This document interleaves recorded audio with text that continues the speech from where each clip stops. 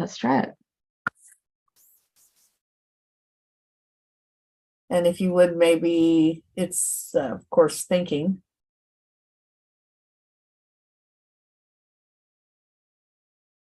It looks like it's gone live.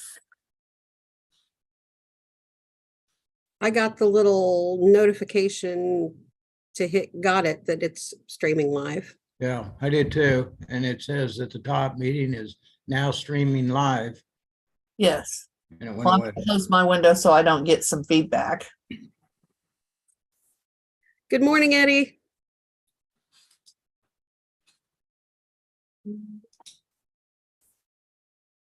I didn't hear him. I don't hear him either. But I see him. Oh, you do? I do. And I Okay. see him waving. Okay, I don't see him anywhere. Right up at the top of your screen, Yeah, you might have some blue arrows okay. to hit back and forth where you can see who's joined. So I can see Vera, I can see David, I can see Eddie so far. Yeah, I see Vera and David, but I don't see Eddie yet.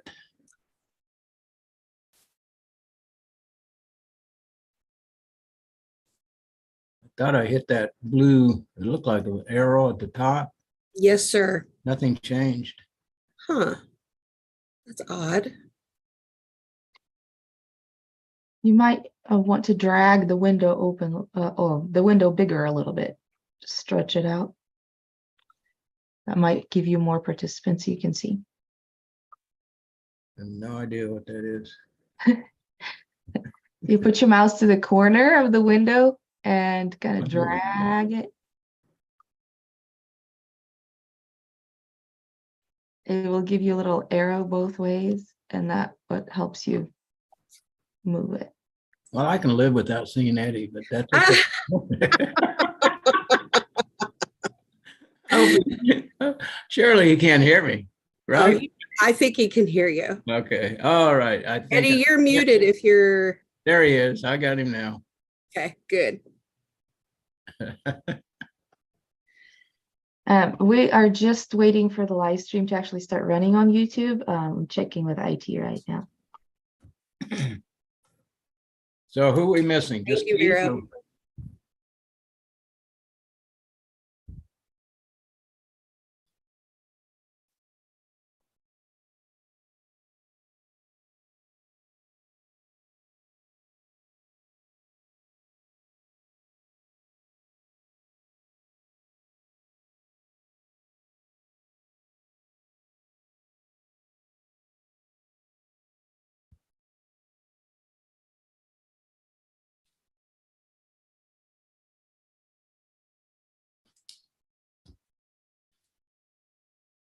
Susan, or are we just missing Keith? Is that it?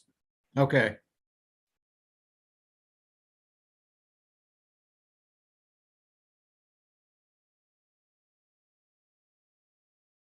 No, I don't see where Keith has joined yet.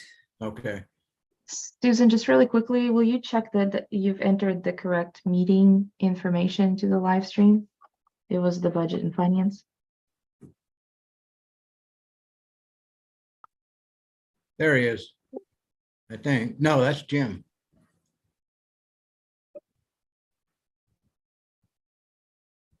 Vera, what do you mean? It's live streaming. I saw it live streaming. Yes, but it's not going on the live stream on YouTube. You It sure? is, it is, this is Steve. It is Is it? it's live streaming. It's not going the way I expected, but it is working. Oh, okay. Sorry.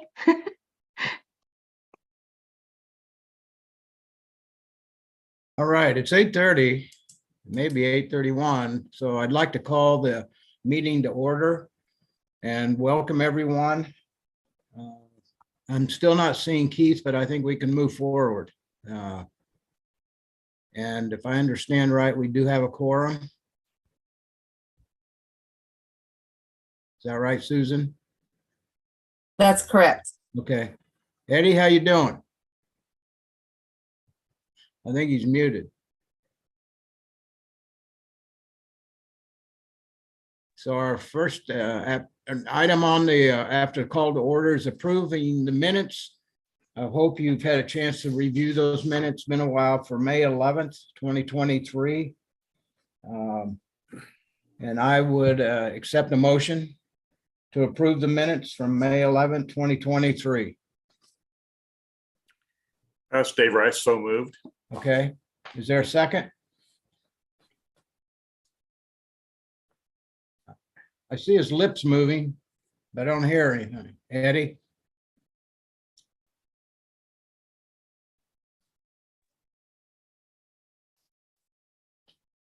Eddie, if you're making a second, because we're not hearing you, give us a thumbs up. There we go. All right, sounds good. Any opposed?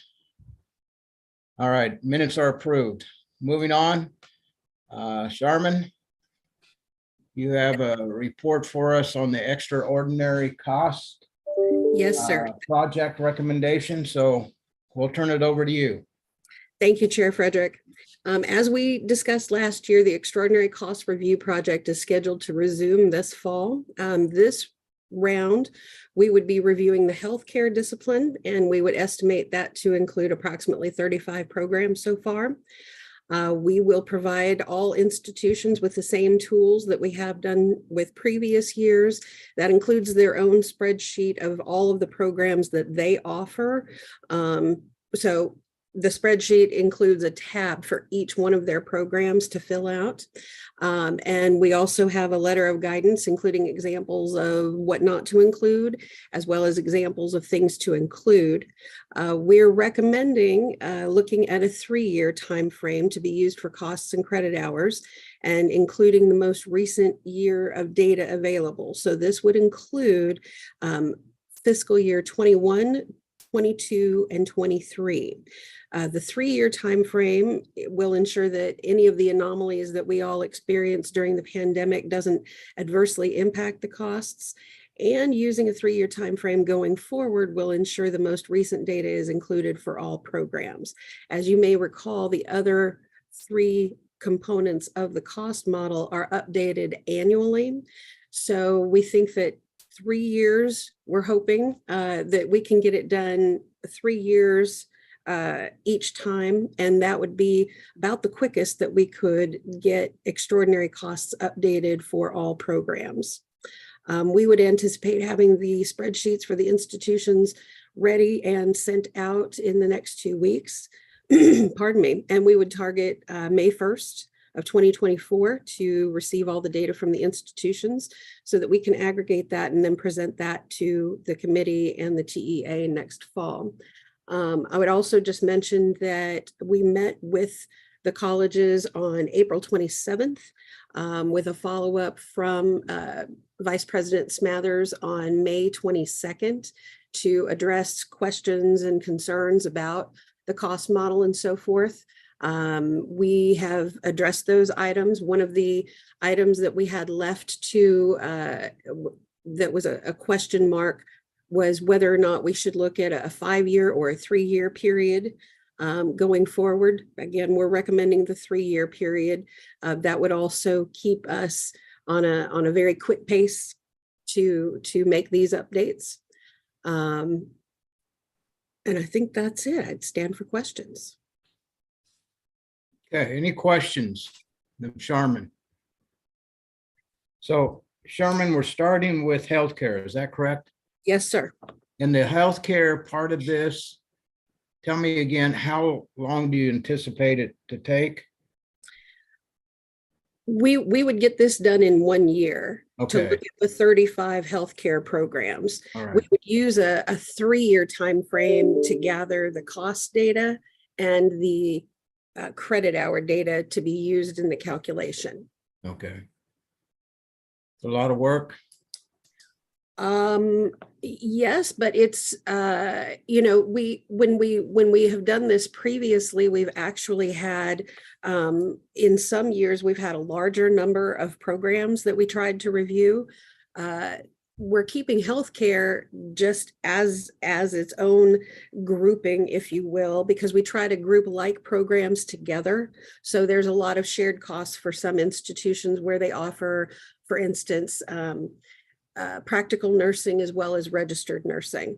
But the difference with healthcare is that more institutions offer more programs. So it kind of balances out. It will be certainly a big lift for the institutions to gather all of their data. And so we want to be cognizant of that and not try to take on too many programs at one time. Okay. Well, you mentioned the meetings with the institutions, and sounded like one main topic was whether 3-year or 5-year. But are there any other lingering issues that unresolved or that were addressed? Not that I'm aware of. So we also discussed whether or not donated rent may be included in the extraordinary cost calculation. That was one follow-up. After reviewing the IPEDS data, as well as looking at the financial audits that the institutions provide, all of our data, pardon me, all of our data for the instructional costs and the institutional costs come from the financial audits from the schools. And at this point, we've reviewed this and we see that capital and space leasing, all rent, if you will, is an item that's included under operation and maintenance of the plant. So sort of think the bricks and mortar requirements to keep the institution running. And that being under operation and maintenance of plant, that is then included in the calculation for institutional support, pardon me. So we've done that. We also, the institutions then had discussions about aligning their financial audits to those data guidelines for IPEDS. And the 3 to 5 year period. Yeah, I'm looking back through the notes. We had a few questions about the institutions would like to denote one-time costs in their descriptions. And as it's free-form text, they can do that. And many institutions do already note, you know, they'll have a one-time cost for a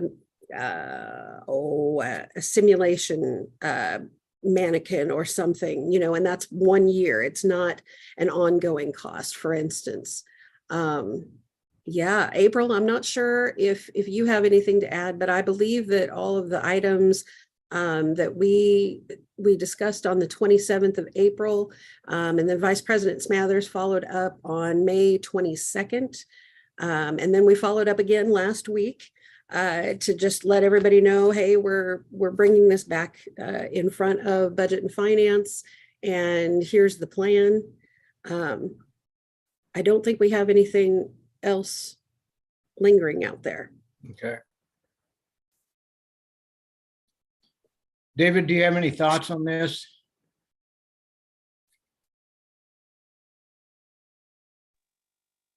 We're good from the tech colleges. Okay. David, I didn't hear you.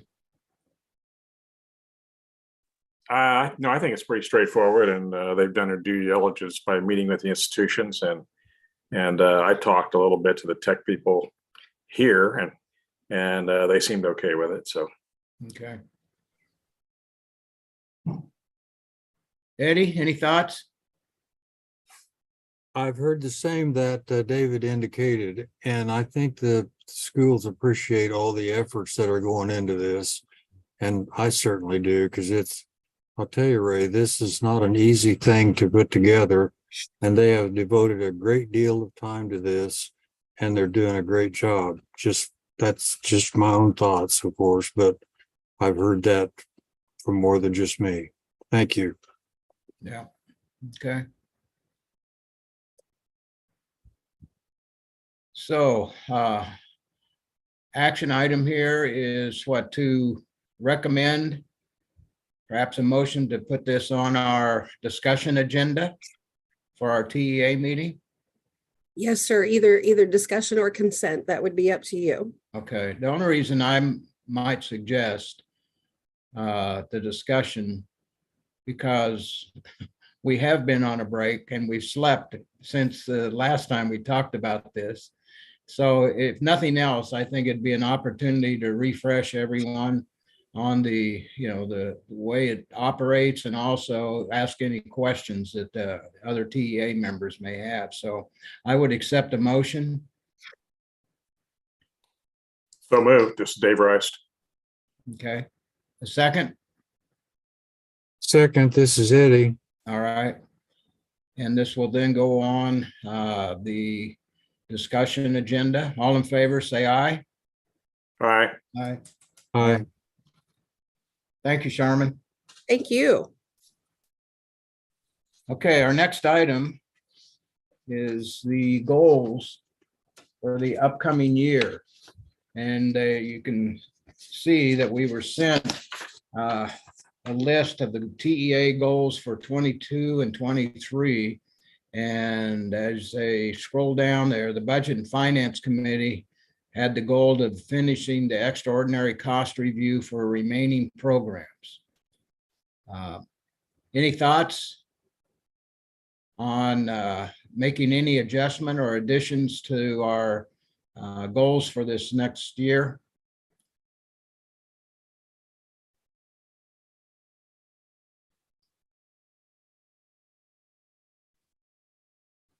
It's my opinion that if we, it is a quite a bit of work, and it goes in, and also a lot of discussion at times when it comes to the TEA. Some concerns from institutions, but I think that I'm satisfied with continuing with the goal of finishing the extraordinary cost. Certainly, I think that's a critical piece.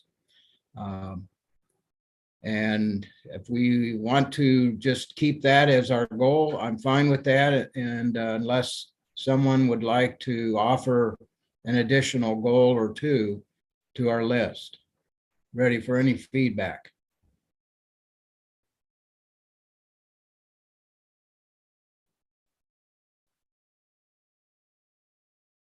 Well, not hearing anything, I would say let's continue with what we had this last session, and our goal being to finish the extraordinary cost. We're not going to put a timeline on it at this point, but just to continue to move forward with this effort. So David, Eddie, you okay with that? Yeah, I'm fine with that. Okay, Yes. good. All right. Any other business to come forward to us at this time? If not, just a reminder, our next meeting, September 14th. And of course, our TEA meeting on the 31st of this month. And we'll look forward to being back together in Topeka then on the 31st. So no other questions. We are adjourned. Thank you all. Thank you, Ray. Thanks, Ray. Take care, everybody. Thank you.